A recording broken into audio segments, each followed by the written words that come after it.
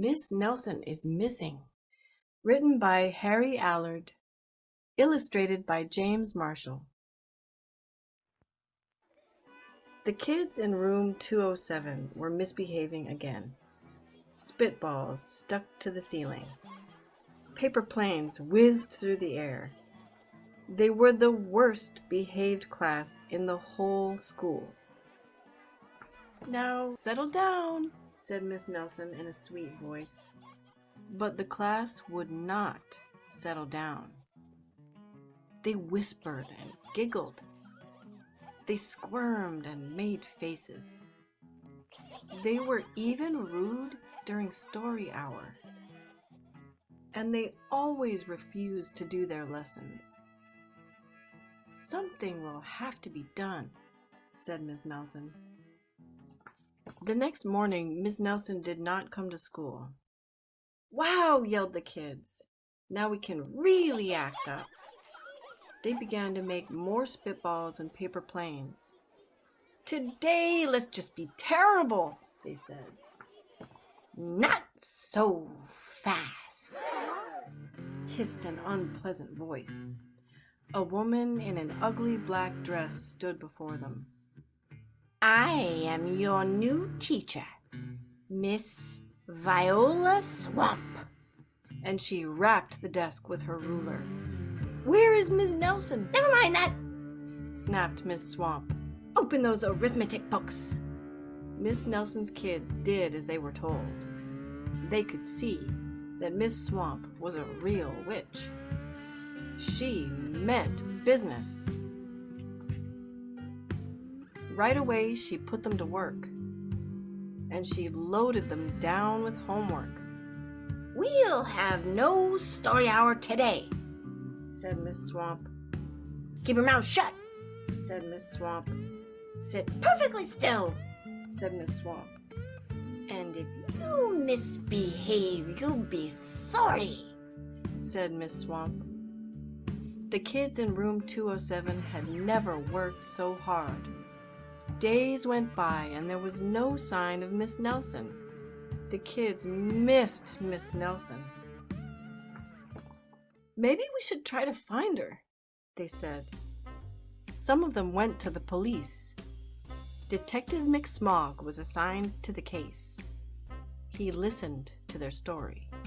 He scratched his chin. He said. I think Miss Nelson is missing." Detective McSmog would not be much help. Other kids went to Miss Nelson's house.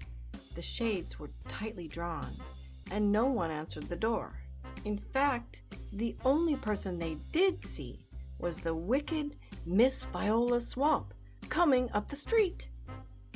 "If she sees us, she'll give us more homework." They got away just in time.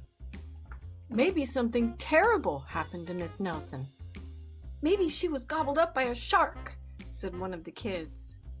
But that didn't seem likely.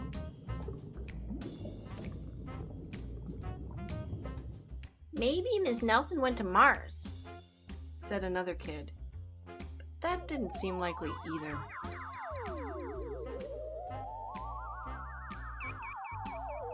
"I know," exclaimed one know-it-all. "Maybe Miss Nelson's car was carried off by a swarm of angry butterflies." But that was the least likely of all. The kids in room 207 became very discouraged. It seemed that Miss Nelson was never coming back, and they would be stuck with Miss Viola Swamp forever. They heard footsteps in the hall. "Here comes the witch," they whispered. "Hello, children," someone said in a sweet voice. It was Miss Nelson. "Did you miss me?" she asked. "We certainly did," cried all the kids. "Where were you?" "That's my little secret," said Miss Nelson. "How about a story hour?" "Oh, yes," cried the kids. Miss Nelson noticed that during story hour, no one was rude or silly. "What brought about this lovely change?" she asked. That's our little secret, said the kids. Back home, Miss Nelson took off her coat and hung it in the closet, right next to an ugly black dress.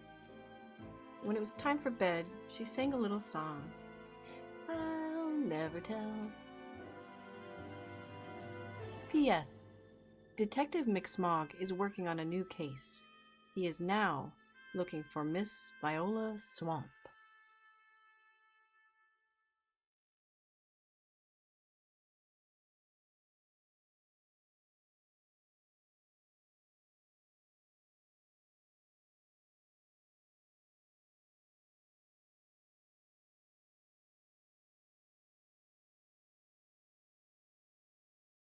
Hey, friendly readers, if you like what you see, please hit like and subscribe. And if you're feeling generous, just click on the button where you can donate, and then you can contribute to produce more things like read-alouds, drawing tutorials, virtual field trips, cartoons, and more. Just go to StoryJ Storytime, and I'll see you next time.